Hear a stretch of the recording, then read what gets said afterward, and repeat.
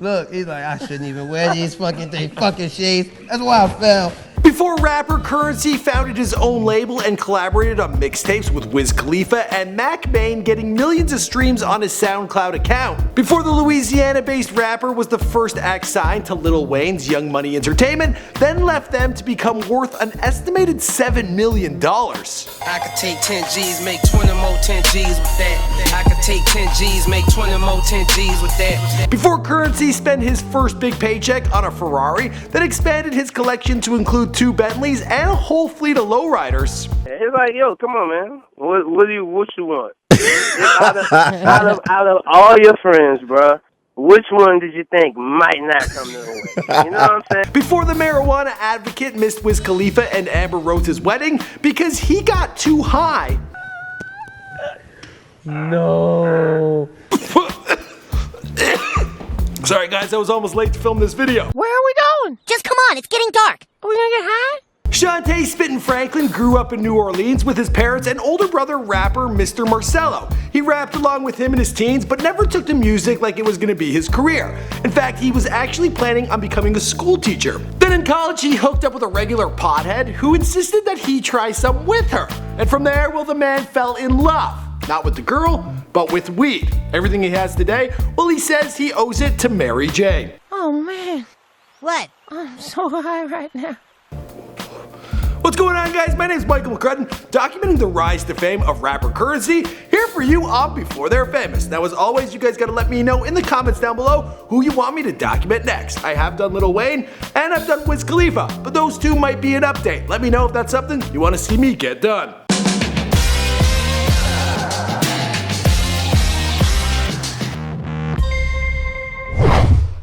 She wasn't offended, she was all the way with it. Say she rolling with me cause she know I'm gone for the millions.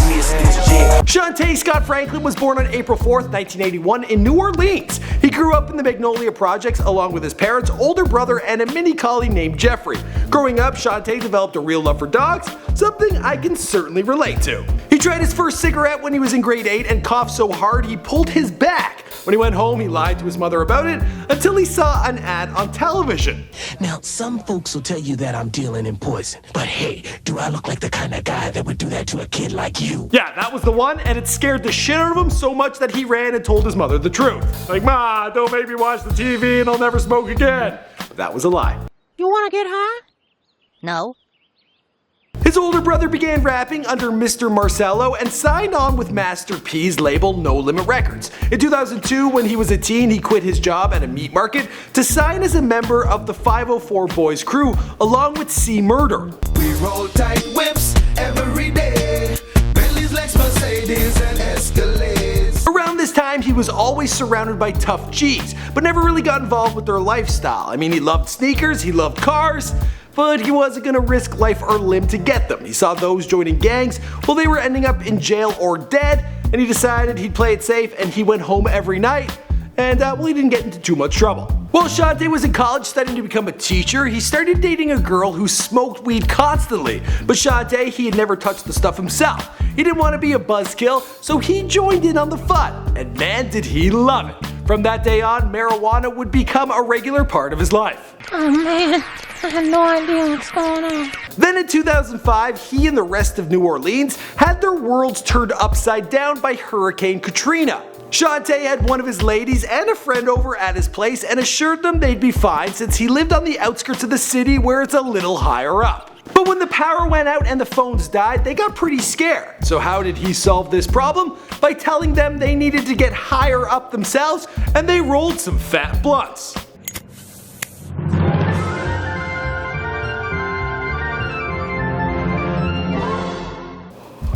I guess it worked out because they made it out fine, but Currensy was pretty devastated. He found out that he had lost one of his favorite lowriders. Yeah, you need a lot of weed to be okay with that. But shit, you know. One day while he was at a gas station, he ran into an old classmate by the name of Lil Wayne, and he encouraged him to sign up with Young Money Entertainment. Shante, now going by the name of Currensy, he signed with them in 2004 and 2 years later released Where to Cash At. It was a hit, and Wayne featured it on several of his own mixtapes.